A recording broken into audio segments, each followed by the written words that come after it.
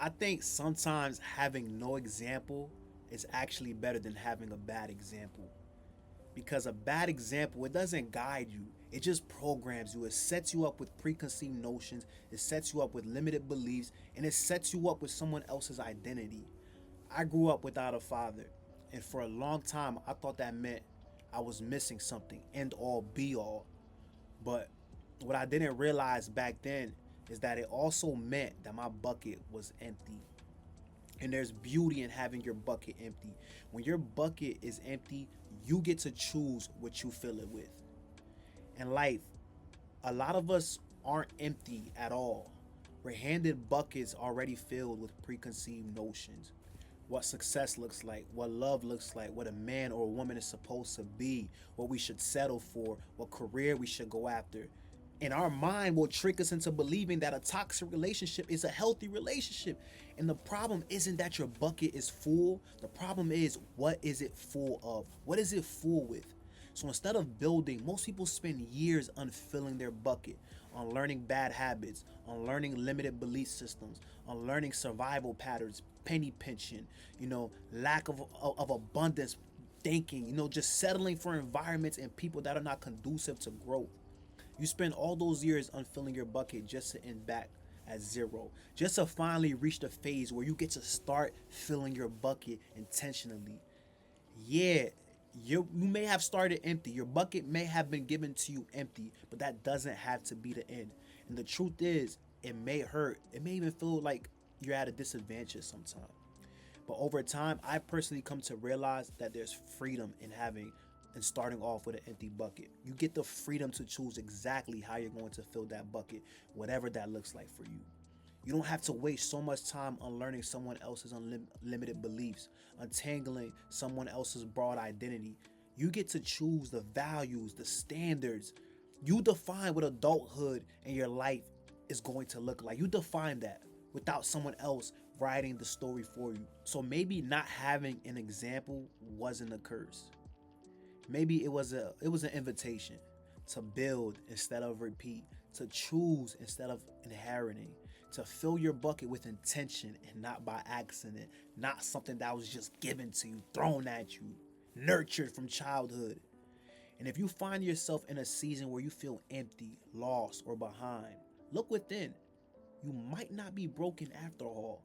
Maybe your bucket is finally ready to be filled with something true, something that you feel as if you had a deeper calling for, the values and the habits that's going to put you in alignment with your purpose in life.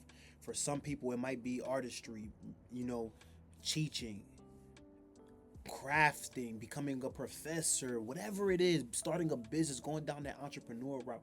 But because you normalize fear, because fear has been normalized around your environment, you didn't grow up with go-getters, you didn't grow up with ambitious people, and your bucket has been tainted thinking that this is normal. The reason why these people could be successful is because that's just the way it is. No, you may have to start at a different starting point, but it doesn't mean you're at a disadvantage. Your story is just different.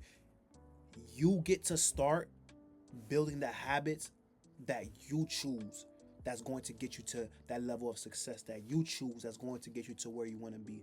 And most of the time, those habits, they're the ones that are boring, they're slow, the ones that nobody's ever clapping for.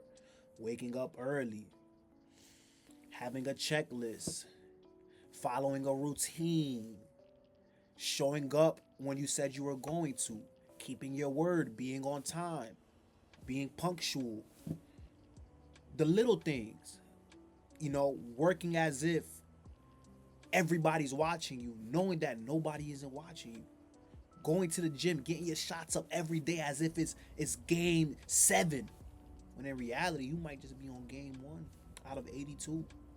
But those are the habits. That's the consistency. That's the discipline that your bucket has to be filled with. And yeah, I grew up without a dad, but I hear some stories with people that grew up with a bad dad, a dad that abused their mom physically, emotionally, a dad that abused them, SA'd them, whatever. And I thank God that I had a mom who was an example of strength, of courage, of faith, of belief, belief in God, belief that things will work out for the greater good. And because my mom filled my bucket up with faith, that transcends to my walk in life. It transcends to the things that I do, in the way that I speak, in the way that I think. I may not have lived it in its entirety. I'm not perfect, but I'm not making excuses. But 2026 is the year I'm going to live in alignment. Choose your bucket. Choose what you fill your bucket with and watch how God blesses you. Choose what you fill your bucket with and watch what happens. A good start, get serious. Fill your bucket with seriousness. Get serious about your life, about the things that you need to do, about the things that's going to put you closer to where you need to be. Stop taking detours. Stop making turns that your navigation system hasn't outlined for you. You have a destination, go. Just go. Red lights, stopping, all of this, yes, it's part of the journey. Embrace the challenges, embrace the hurdles, but don't remain down. Don't fill your bucket with the belief of I can give up because it's hard. Nah, I'm gonna cut this short because I'm done yapping. All right, it's your boy DP Motivates, and we out, baby. We out.